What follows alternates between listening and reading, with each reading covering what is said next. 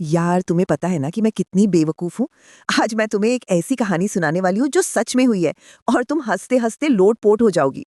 ये कहानी है मेरी और मेरे नए फ्लैटमेट राहुल की, जो अपेरेंटली एक कुकिंग एक्सपर्ट है। हाँ यार, एक्सपर्ट बिल्कुल वैसे ही जैसे मैं ओलंपिक स्विमर हूँ।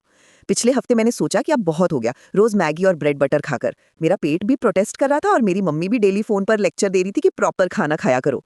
मैंने डिसाइड किया कि मैं प्रॉपर खाना बनाना सीखूंगी। तो मैंने यूट्यूब पर वीडियोस देखी, पिंटरेस्ट पर रेसिपीज सेव की, और सबसे बड़ी गलती ये की कि मैंने राहुल से हेल्प मांगी। राहुल ने कहा, अरे यार कुकिंग तो बहुत ईजी है, मैं तुम्हें सिखा दूंगा। उसने बताया कि वो कॉलेज में अपने दोस्तों के लिए हमेशा खाना बनाता था।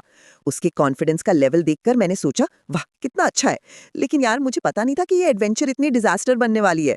हमने डिसाइड किया कि हम संडे को एक प्रॉपर लंच बनाएंगे। मेन्यू था राजमा चावल, आलू गोभी और रोटी। सिंपल लग रहा था ना? हाँ, मुझे भी यही लगा था। मैंने सोचा था कि मैक्सिमम 2 घंटे में सब रेडी हो जाएगा।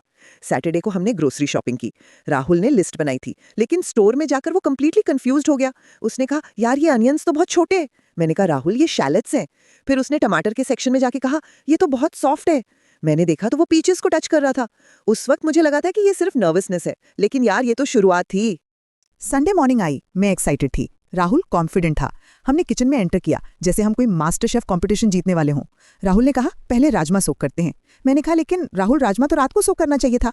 उसका फेस देखने लायक था, जैसे उसे अभी पता चला हो कि पानी वेट होता है। उसने कहा, कोई बात नहीं, हम प्रेशर कुकर में एक्स्ट्रा टाइम देंगे। फिर शुरू हुई एक्चुअल कुकिंग। राहुल ने अनियंस काटना शुरू किया और रोने लगा। मैंने कहा, क्या हुआ? उसने कहा, यार ये अनियंस बहुत तेज हैं। मैं हंसी। राहुल, सभी अनियंस ऐसे ही होते हैं। उसने कहा, नहीं यार, मैं तो हमेशा रेडीमेड पेस्ट यूज करता था। अब मुझे समझ आया कि उसकी कुकिंग एक्सपर्टीज क्या थी। अब मेरी बारी थी आलू गोभी बनाने की। मैंने पोटैटोज को छीला, कट किया और पैन में ऑयल हीट किया। लेकिन यार मुझे नहीं पता था कि ऑयल कितना हॉट करना चाहिए। जब मैंने पोटैटोज डाले तो ऐसी आवाज आई जैसे कोई बॉम्ब ब्लास्ट हो गया हो। ऑयल एवरीवेयर, मेरे हाथ पर भी, सीलिंग पर भी।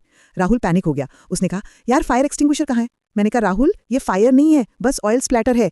लेकिन उसने ऑलरेडी किचन से भागना शुरू कर दिया था। उसका ड्रामेटिक एग्जिट देखकर मुझे लगा जैसे कोई एक्शन मूवी का सीन हो। मीनवाइल प्रेशर कुकर में राजमा अपना ड्रामा कर रहे थे। हमने सोचा था कि एक्स्ट्रा टाइम देंगे तो जल्दी कुक हो जाएंगे। लेकिन यार वो इतने हार्ड थे कि लग रहा था जैसे हम स्टोन्स खा रहे हों। मैंने सोचा था कि साइंस काम आएगी, लेकिन यहाँ तो मैजिक की जरूरत थी। रोटी मेकिंग का सीन तो और भी फनी था। राहुल ने कहा, मैं रोटी बेलूंगा।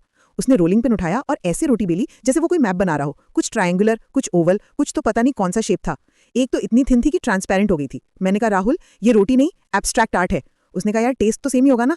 हमने तवा पर रखा तो वो इतनी वियर्ड शेप में पफ हुई कि लग रहा था जैसे कोई एलियन स्पेसशिप हो। फाइनली हमारा लंच रेडी था। टेबल पर देखा तो राजमा अभी भी क्रंची थे, आलू गोभी में ऑयल फ्लोटिंग कर रहा था, और रोटी का शेप देखकर हमारे नेबर्स भी कंफ्यूज हो जाते। हमने एक बाइट लिया और लुक एट ईच अदर किया। राहुल ने कहा, यार मुझे लगता है हमें जोमैटो ऑर्डर करना चाहिए। मैंने कहा, हाँ, लेकिन पहले ये डिजास्टर क्लीन अप करते हैं।